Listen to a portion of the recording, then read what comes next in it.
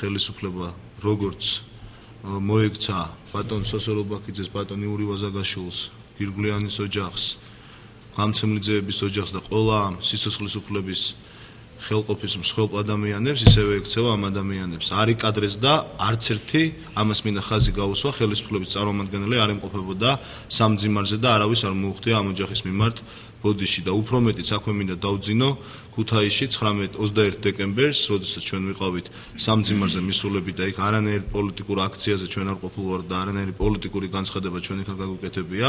უბრალოდ დავედით ოჯახში და მიუსამძიმრეთ თან დაღუპულების ოჯახს, ჩინჭარაძეების ოჯახს და მათ გადაუხადეს 10-20 ლარი ადამიანებს და ისინი უბრალოდ სასაცილოა, როდესაც სურა ვაზაგაშვილის და გუტა ლობაქიძის მამებს ეტყვი, რომ თქვენ ხართ მოსყიდულებიო. კიდევ ერთი ოჯახი, ერთწესიერი, მშრომელი ქართული ოჯახი გაუბედურეს და ჩავედით ჩვენ მიუსამძიმრეთ ამ ხელისუფლებამ. რავი, ან ვერ შეიგნო, ან არ უნდა რომ გაიგოს და იგივეს აგრძელებს იმ ოჯახის მიმართ. ჩვენ როგორც ყველა ვიცით, 150 გავრცელებული ოჯახის შვილებს ყველას შეურაცხყოფა მიაყენეს ჩვენ მიცვალებულებს და ყველა გამოაცხადეს ყაჩაღებად. აქ მაგის შანსი არ იყო, იმიტომ რომ 10 წლის გოგონას ყაჩაღობას ვერ დააბრალებდნენ. როგორ შეიძლება ესეთი ოჯახები, ჩასულები, მიუსამძიმრეთ იქიდან გამოდივართ და გვახვედრებენ 20 და 30 ლარიან აპატიეთ ამ გამოთქვაზე ეგრეთ წოდებული კაცუნებს. მამას ვაბრალი პირდაპირ ეს არის მიშას პასუხისმგებლობა, მიშა სააკაშვილის.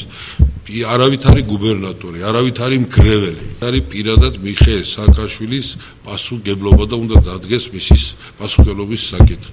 მე მიხეილ სააკაშვილს დავარქვი საქართველოში ნომერ 1 ტერორისტი. ესეთ ტერორისტებს სოფლიოში ეძებენ დასაჭერად. ჩვენ საქართველოში ვყავს აგერ და პრეზიდენტად გვიზის ნამის გამიფრთეს რა.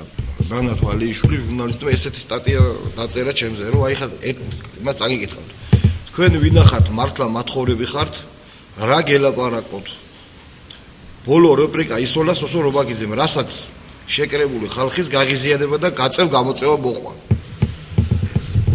ეს მინდა ნანა მისოდეს ალიას ჟურნალისტმა, რომ გაწევ-გამოწევა ეგ უკვე იყო, ეს ხალხი სპეციალურად ტროტუარზე დააყენეს, ჩვენ სხვაგვარად ვერ გავივლიდით, იქ ის ადგილი უნდა გავევლო, იმიტომ რომ მანქანა გვეყენა იქ და იქ დაგვესიენ მაშინ ის ქალები.